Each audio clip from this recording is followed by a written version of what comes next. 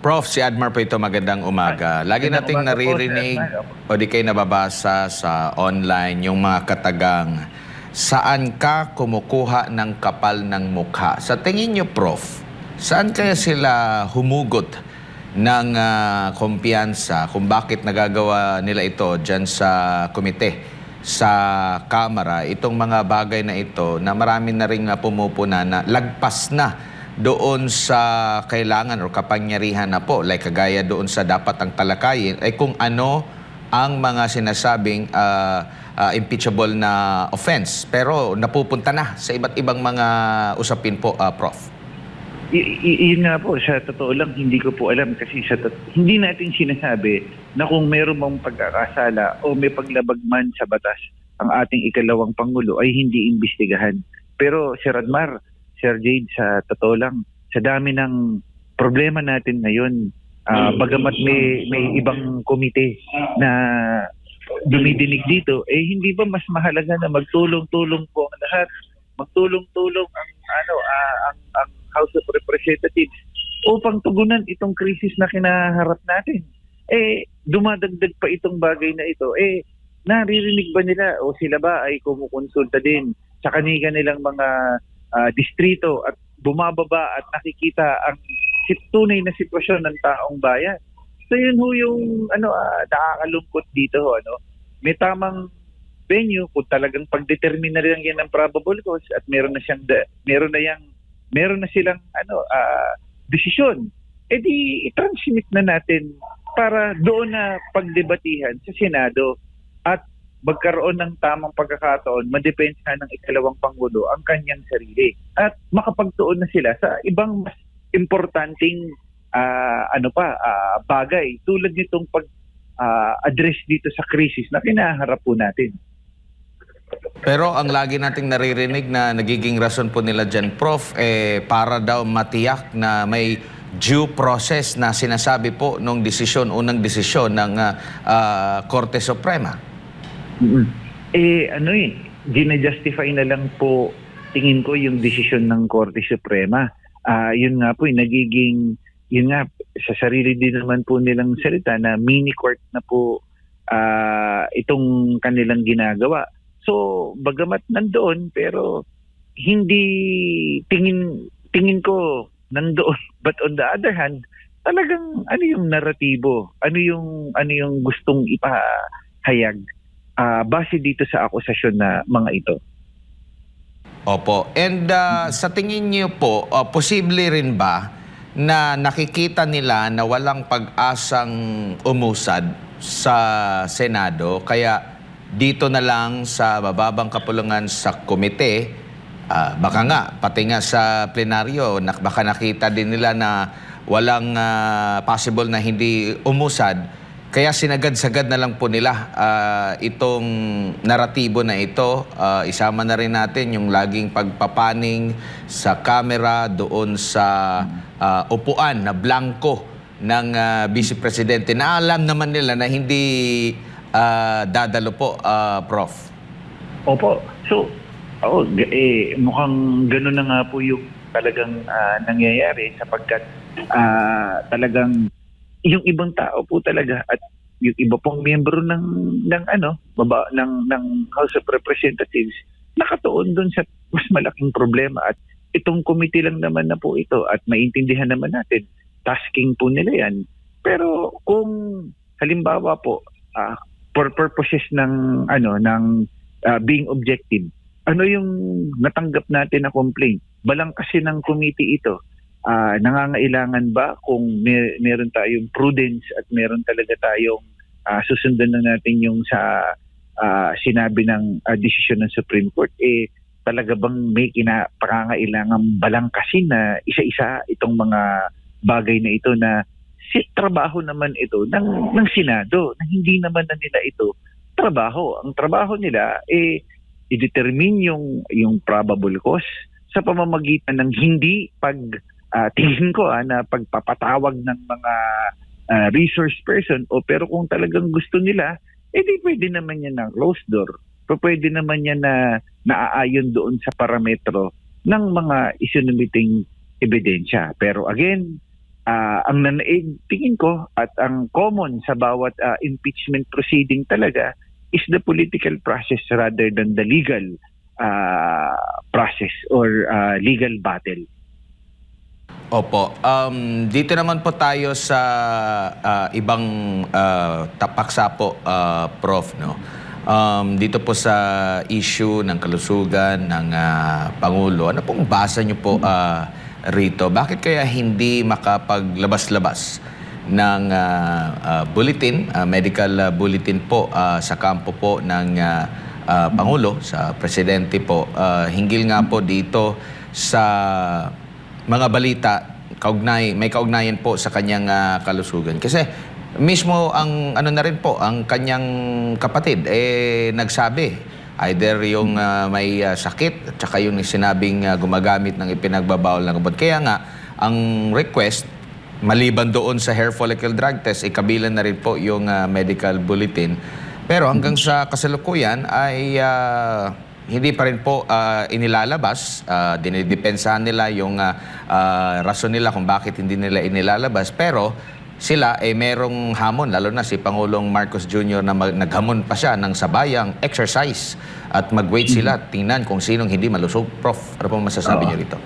So, yun nga po, isang aspekto lang po yan na yung pinakita naman po ng ating Pangulo na siya ay tumatakbo, nagja-jumping jack pa nga po siya at sinamon po yung kanyang mga kritiko. Pero ang maganda din po niyan, magkaroon po at paglabas po ng, ilabas po yung talagang medical bulletin o yung ano po yung estado para mag-put into rest yung ibang pong mga haka-haka at lalo pong yan dadami at mas marami pa pong lalabas na mga haka-haka doon sa sa totoong estado ng kanyang kalusugan. Kaya what better way po talaga na matapos na po ito sa pamamagitan ng paglalabas po ng ano po yung estado sa pamamagitan ng health bulletin o yung health status po niya na alinsunod po doon sa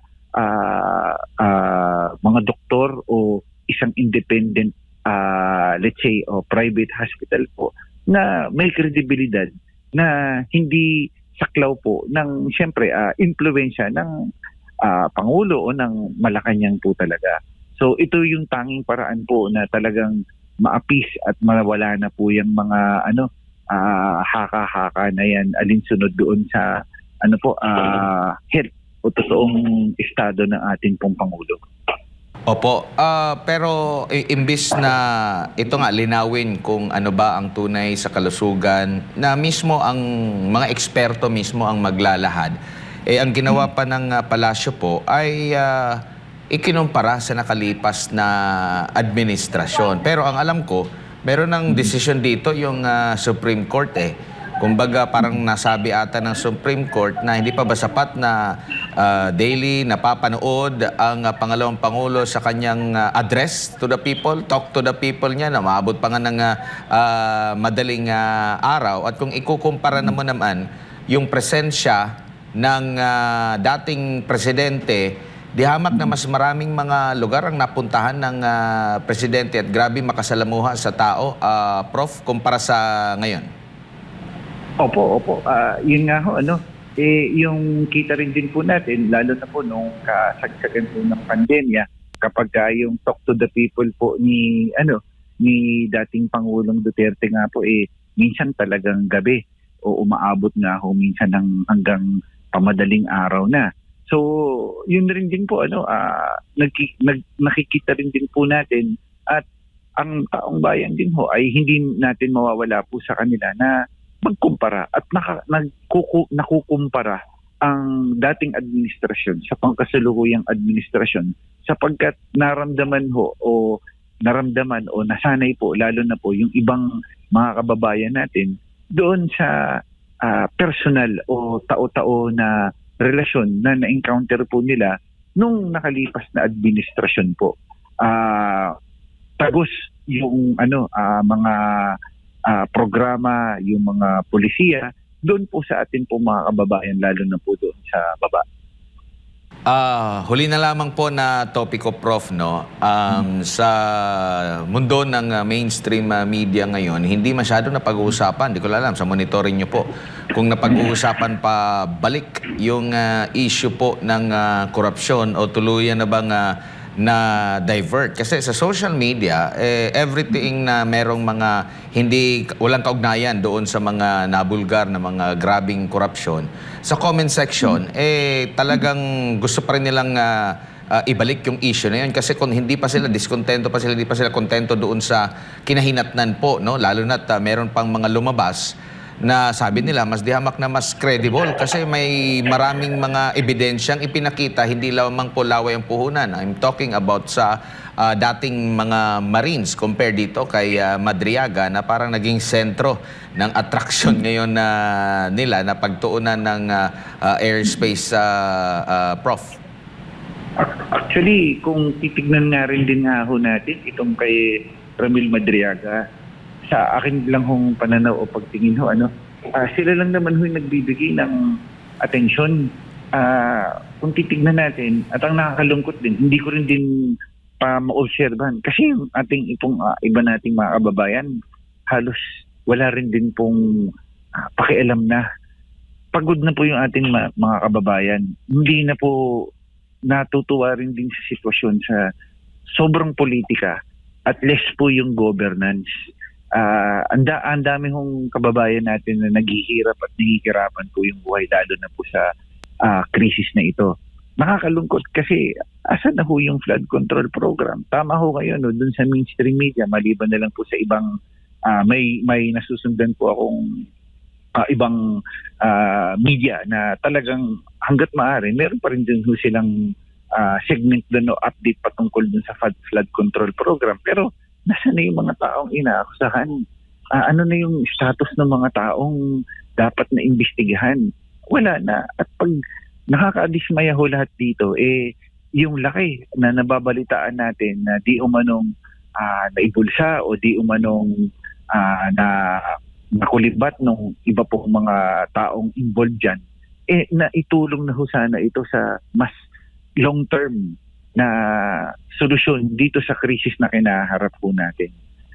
Yun lang po nakakalungkot talaga kasi parang nakalimutan na ho natin yung usapin pagdating sa flood control program po. Lalo na ngayon, Prof, si Jade Pollitt ito. Mas pinaigting po ng gobyerno yung paglaban kontra fake news. Paano ho ba ninyo nakikita para matiyak? Paano ba matiyak na hindi ito magagamit na kasangkapan para patahimikin yung mga kritisismo? Ako tingin ko po yung panawagan natin sa ating taong bayan, mas maging critical po tayo. Basahing mabuti, i-double check din ho natin mabuti. Kaya kung mapapansin ho natin, dahil ho sa usapin ng mga mainstream, yung nga po sa yung ibang mainstream media at saka yung ibang mga influencers at may mga vloggers, tumitindi lalo na ho pagdating sa side ng mga SOCMED kasi nagiging alternative source of information po sila na in a way, in a way, mas maging critical po tayo dahil sa espasyo ho na meron tayo na anytime susceptible ho na po pwedeng atakihin at magpakalat ho ng fake news ho. So, ang panawagan ho natin sa ating taong bayan is mas lalo hong maging mapanuri at mas lalo hong maging critical now more than ever in this very trying times na meron po tayo. Kasi una ho sa lahat, hindi ho natin alam kung hanggang kailan ho itong krisis na ito. Hindi ho natin hawak yung takbo ng mga bagay or ng mga sitwasyon dahil mga malalakas na makapangyarihang mga bansa ito. Kaya ang panawagan ho natin sa ating taong bayan sana mas maging critical po tayo at higit ho sa lahat, ipagdasal ho natin yung bawat isa, ipagdasal ho natin yung mga leader natin. Sana ho sa nalalabing panahon ng administrasyon o termino po ng iba po nating mga politiko, gawin po ang nararapat para ho sa ating taong bayan at hindi sa kung anumang interest na dapat pong protektahan.